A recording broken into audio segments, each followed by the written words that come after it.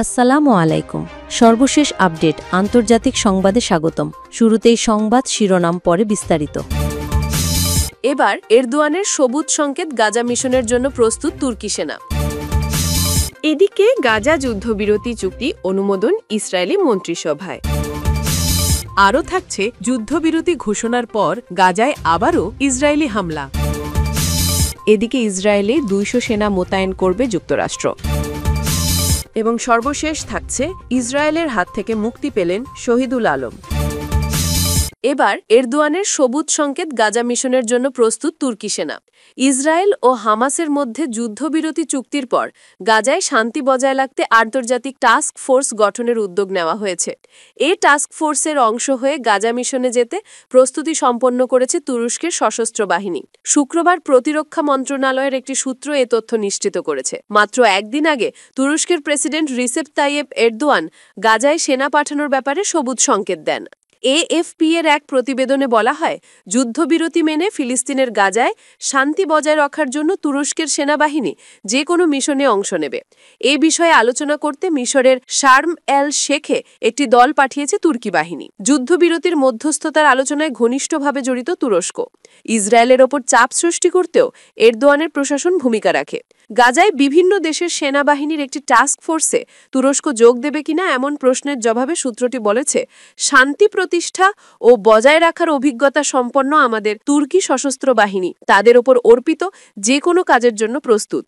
Recep Tayyip Erdogan বৃহস্পতিবার বলেছেন, তুরস্ক যুদ্ধবিরতি চুক্তি বাস্তবায়ন তদারকি করার জন্য টাস্ক ফোর্সে অংশগ্রহণ করবে। তবে আরও বিস্তারিত কিছু বলেননি তিনি। পররাষ্ট্রমন্ত্রী হাকান ফিদান বৃহস্পতিবার গভীর রাতে বলেছেন, যুক্তরাষ্ট্র, মিশর, তুরস্ক ও কাতারের সমন্বয়ে গঠিত একটি দল এই সম্মত বিষয়গুলো অনুসরণে সহায়তাকারী ভূমিকা পালন করবে এবং উভয় পক্ষের সঙ্গে বিষয়গুলো নিয়ে আলোচনা চালিয়ে যাবে। ফিদান আরও বলেছেন, এই দেশগুলো মধ্যস্থতাকারী, তাই চুক্তির প্রাসঙ্গিক ধারাগুলো বাস্তবায়ন তদারকি করবে তারা। এদিকে যুক্তরাষ্ট্র ইসরায়েলে 200 সেনা মোতায়েন করবে বলে জানিয়েছে। তবে তারা ফিলিস্তিনি কোনো অংশে মোতায়েন বা অবস্থান করবে না। মার্কিন সামরিক বাহিনীর সেন্ট্রাল কমান্ড গাজায় টাস্ক ফোর্সটি তৈরি করবে, যা সিভিল মিলিটারি কোঅর্ডিনেশন সেন্টার বা সিএমসিসি নামে পরিচিত হবে। সিএমসিসির কাজ হবে গাজায় সহায়তা প্রবাহকে সহজতর করা, যার মধ্যে রয়েছে নিরাপত্তা সহায়তা এবং মানবিক সাহায্য কার্যক্রম। এছাড়া উদ্ভূত যে কোনো পরিস্থিতিতে আন্তর্জাতিক সম্প্রদায়ের সিদ্ধান্ত বাস্তবায়ন করবে টাস্ক ফোর্সটি। এদিকে গাজা যুদ্ধবিরতি চুক্তি অনুমোদন ইসরায়েলি মন্ত্রিসভায়। হামাসের সঙ্গে চলমান গাজা যুদ্ধে বিরতির জন্য এক চুক্তি মন্ত্রিসভা অনুমোদন করেছে ইসরায়েল সরকার। এর ফলে আগামী 24 ঘণ্টার মধ্যে গাজায় যুদ্ধবিরতি কার্যকরের পথ খুলল। মধ্যস্থতাকারীরা চুক্তির বিষয়ে সমঝোতার ঘোষণা দেওয়ার প্রায় 24 ঘণ্টা পর ইসরায়েলি মন্ত্রিসভা আজ সকালে তা অনুমোদন করে। চুক্তিতে বলা হয়েছে, জিম্মিদের মুক্তির বিনিময়ে ইসরায়েল ফিলিস্তিনি বন্দীদের ছেড়ে দেবে। ইসরায়েল ধাপে ধাপে গাজা থেকে সেনা প্রত্যাহার শুরু করবে। ইসরায়েলের প্রধানমন্ত্রী বেনিয়ামিন নেতানিয়াহুর এক্স বা সাবেক টুইটার অ্যাকাউন্টের পোস্টে বলা হয়েছে, সরকার এইমাত্র জীবিত এবং মৃত সব জিম্মিকে মুক্তির বিষয়ে চুক্তির কাঠামো অনুমোদন করেছে। যুদ্ধবিরতি চুক্তির ঘোষণার পর ইসরায়েলি ও ফিলিস্তিনিরা উচ্ছ্বাসে ফেটে পড়েন। 2 বছর ধরে চলা এই যুদ্ধের অবসানকে এখন পর্যন্ত সবচেয়ে বড় পদক্ষেপ বলে মনে করা হচ্ছে। ইসরায়েল সরকারের এক মুখপাত্র বলেন, চুক্তিটি মন্ত্রিসভার অনুমোদনের 24 ঘণ্টার মধ্যে যুদ্ধবিরতি কার্যকর হবে। এর পরবর্তী 72 ঘণ্টার মধ্যে ইসরায়েলি জিম্মিদের মুক্তি দেওয়া হবে। গাজায় বর্তমানে 20 জন ইসরায়েলি জিম্মি জীবিত এবং 26 জন মৃত বলে ধারণা করা হচ্ছে, আর 2 জনের সম্পর্কে কিছুই জানা যায়নি। এদিকে হামাস ইঙ্গিত দিয়েছে, জীবিতদের মুক্তি দেওয়ার চেয়ে মৃত ব্যক্তিদের মরদেহ উদ্ধারে বেশি সময় লাগতে পারে। আরও থাকছে যুদ্ধবিরতি ঘোষণার পর গাজায় আবারও ইসরায়েলি হামলা। ফিলিস্তিনের গাজায় যুদ্ধবিরতি ঘোষণার পর আবারও হামলা করেছে ইসরায়েলি বাহিনী। শুক্রবার 10 অক্টোবর ফিলিস্তিনি সূত্রের বরাতে দ্য টাইমস অফ ইসরায়েল এই তথ্য জানায়। তবে ইসরায়েলি প্রতিরক্ষা বাহিনীর পক্ষ থেকে এ ব্যাপারে কোনো মন্তব্য করা হয়নি। গাজার সংবাদ মাধ্যম জানিয়েছে, উত্তর গাজা শহরের জাবালিয়ায় বাস্তুচ্যুত মানুষের আশ্রয়স্থল হিসেবে ব্যবহৃত একটি স্কুলে ইসরায়েলি প্রতিরক্ষা বাহিনীর হামলায় 5 জন গুরুতর আহত আহত হয়েছেন। এ ব্যাপারে ইসরায়েলি প্রতিরক্ষা বাহিনী এখনও কোনো প্রতিক্রিয়া জানায়নি। চুক্তির প্রথম পর্যায়ে নির্ধারিত সময়ে ইসরায়েলি প্রতিরক্ষা বাহিনী এখনও আংশিক প্রত্যাহার সম্পন্ন করেনি। এরই মধ্যে নতুন করে হামলা হল। গত ২৪ ঘণ্টায় ইসরায়েলি প্রতিরক্ষা বাহিনী এবং গাজার সূত্র উভয়ই বাসিন্দাদের সতর্ক করে দিয়েছে, যেসব এলাকায় ইসরায়েলি বাহিনী মোতায়েন রয়েছে সেখানে তাদের কাছে যেন বাসিন্দারা না যান। ধারণা করা হচ্ছে ওই এলাকায় আইডিএফের মুভমেন্টের সময় জনসাধারণের উপস্থিতি পরিস্থিতি ঘোলাটে করে এবং হামলাটি হয়। এদিকে ইসরায়েল ও হামাসের মধ্যে গাজায় যুদ্ধবিরতি চুক্তি আনুষ্ঠানিকভাবে কার্যকর হয়েছে। ইসরায়েলি প্রধানমন্ত্রী বেঞ্জামিন নেতানিয়াহুর কার্যালয় জানিয়েছে, যুক্তরাষ্ট্রের প্রেসিডেন্ট ডোনাল্ড ট্রাম্পের প্রস্তাব অনুযায়ী যুদ্ধবিরতি বাস্তবায়নে সরকার সম্মতি দিয়েছে। সরকারি বিবৃতিতে বলা হয়েছে, মিশরের শার্ম আল শেখে হওয়া আলোচনার ভিত্তিতে ইসরায়েলি মন্ত্রিসভা গাজায় যুদ্ধবিরতি এবং বন্দি বিনিময়ের কাঠামো অনুমোদন করেছে। তবে ইসরায়েলের অর্থমন্ত্রী বেজালেল স্মোট্রেচ ও জাতীয় নিরাপত্তা মন্ত্রী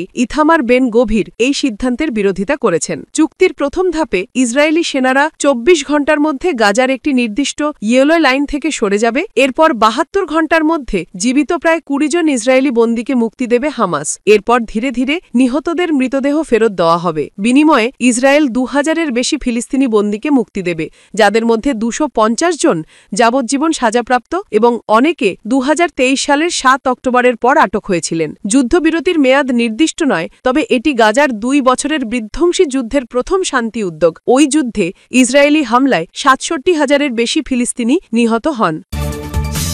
এদিকে ইসরায়েলে ২০০ সেনা মোতায়েন করবে যুক্তরাষ্ট্র। গাজায় যৌথ টাস্ক ফোর্সের অংশ হিসাবে ২০০ সেনাকে ইসরায়েলে পাঠাবে মার্কিন যুক্তরাষ্ট্র। তবে আলাদা করে কোনো মার্কিন সেনা গাজার ভেতরে মোতায়েন করা হবে না। গাজায় স্থিতিশীলতা ফিরিয়ে আনতে এসব সেনা মোতায়েন করা হবে, খবর রয়টার্সের। বৃহস্পতিবার যুক্তরাষ্ট্রের জ্যেষ্ঠ ২ কর্মকর্তা এ তথ্য নিশ্চিত করেছেন। মার্কিন ২ জ্যেষ্ঠ কর্মকর্তার নাম প্রকাশ না করার শর্তে সাংবাদিকদের জানান, এই ২০০ সেনা টাস্ক ফোর্সের মূল অংশ হবে। সেখানে মিশরের সশস্ত্র বাহিনী, কাতার, তুরস্ক ও সম্ভবত সংযুক্ত আরব আমিরাতের প্রতিনিধিরাও থাকবেন। গাজায় স্থিতিশীলতা ফিরিয়ে আনতে এই সেনা মোতায়েন করা হবে বলে জানিয়েছে যুক্তরাষ্ট্র। মিশরের পর্যটন শহর শার্ম আল শেখে চলমান আলোচনার তৃতীয় দিনে গত বুধবার যুদ্ধবিরতিতে রাজি হয় হামাস ও ইসরায়েল। এতে মধ্যস্থতাকারী হিসেবে রয়েছে যুক্তরাষ্ট্র, কাতার, মিশর ও তুরস্ক। চুক্তি অনুযায়ী গাজায় সংঘাত বন্ধের পাশাপাশি বন্দি বিনিময় করবে দুই পক্ষ। দুই পক্ষের যুদ্ধবিরতিতে রাজি হওয়ার এ খবরে আনন্দ উল্লাস করছেন গাজার বাসিন্দারা। যুদ্ধবিরতির সঙ্গে সঙ্গে হামাসের হাতে জিম্মি থাকা ব্যক্তিদের মুক্তি পাওয়ার সুযোগ আসবে বলে উদযাপন করা হয়েছে ইসরায়েলেও। ২০২৩ সালের ৭ অক্টোবর থেকে গাজায় টানা নৃশংসতা চালিয়ে যাচ্ছে ইসরায়েল। এ সময়ের মধ্যে ২ ধাপে মাত্র ২ মাসের কিছুটা সময় বেশি সেখানে যুদ্ধবিরতি ছিল। বাকি সময়ে হামলা চালিয়ে ৬৭,০০০-এর বেশি ফিলিস্তিনিকে হত্যা করেছে ইসরায়েল। আহত হন প্রায় ১,৭০,০০০ মানুষ। এবং সর্বশেষ থাকছে, ইসরায়েলের হাত থেকে মুক্তি পেলেন শহীদুল আলম। আলোকচিত্রী ও লেখক ড শহীদুল আলম সহ ফ্রিডম ফ্লোটিলার কনশান্স জাহাজের সব সাংবাদিক, স্বাস্থ্যকর্মী ও ক্রু সদস্যকে বুধবার ৮ অক্টোবর ভোরে ইসরায়েলি দখলদার বাহিনী অপহরণ করে। তবে সেই বন্দিদশা থেকে অবশেষে মুক্তি পেয়েছেন শহীদুল। একটি ফেসবুক পোস্টে বিষয়টি জানিয়েছে প্রধান উপদেষ্টার প্রেস উইং। সেখানে বলা হয়, ইসরায়েল থেকে আজ বিকেলে একটি ফ্লাইট ছেড়েছে। যাত্রীর তালিকায় আছেন বাংলাদেশের খ্যাতনামা আলোকচিত্রী ও মানবাধিকার কর্মী শহীদুল আলম। তুরস্কের সূত্রে জানা গেছে, ফ্লাইটটি TK6921 স্থানীয় সময় দুপুর ২:৩০টার দিকে ইস্তানবুলে অবতরণ করার কথা। এই প্রক্রিয়ায় সহায়তা করেছেন তুরস্কের রাষ্ট্রপতি রিসেপ তাইয়েব এরদোগান। শহীদুল আলমের মুক্তি ও তাকে দেশে ফেরাতে সহযোগিতার জন্য প্রধান উপদেষ্টা ড মোহাম্মদ ইউনুস জন্য তুরস্কের প্রেসিডেন্ট রিসেপ তাইয়েব এরদোগানকে ধন্যবাদ জানিয়েছেন। এর আগে গত বুধবার ৮ অক্টোবর ইসরায়েলি সেনারা গাজামুখী ওই নৌবহরে হামলা চালিয়ে সব অধিকার কর্মী ও নাবিককে আটক করে। বৃহস্পতিবার এক বিবৃতিতে দ্রিক জানায়, ফ্রিডম ফ্লোটিলা কোয়ালিশন এবং Adalah, the legal centre for Arab minority rights in Israel, যারা অপহৃত ফ্রিডম ফ্লোটিলা অ্যাক্টিভিস্টদের হয়ে আইনি লড়াই চালিয়ে আসছে, এর মাধ্যমে আমরা জেনেছি আলোকচিত্রী শহীদুল আলম সহ ফ্রিডম ফ্লোটিলা নৌবহরের সব সাংবাদিক, স্বাস্থ্যসেবা কর্মী ও মানবাধিকার কর্মী ও জাহাজের নাবিকদের আশদোদ বন্দরে নিয়ে যাওয়া হয়। সেখানে আইনি প্রক্রিয়া শেষে তাদের ইসরায়েলের কেটজিয়েত কারাগারে পাঠানো হয়েছে। ইসরায়েলের সবচেয়ে বড় আটক কেন্দ্র কেজিয়েত কারাগার নেগেভ মরুভূমিতে অবস্থিত। এখানে ফিলিস্তিনি বন্দীদের উপর ব্যাপক নির্যাতন চালানো হয় বলে রয়টার্সের এক প্রতিবেদনে উল্লেখ করা হয়েছে। অবশেষে সেই বন্দী দশা থেকে মুক্তি পেয়েছেন শহীদুল আলম। শীঘ্রই তিনি দেশে ফিরে আসবেন বলে আশা করা হচ্ছে।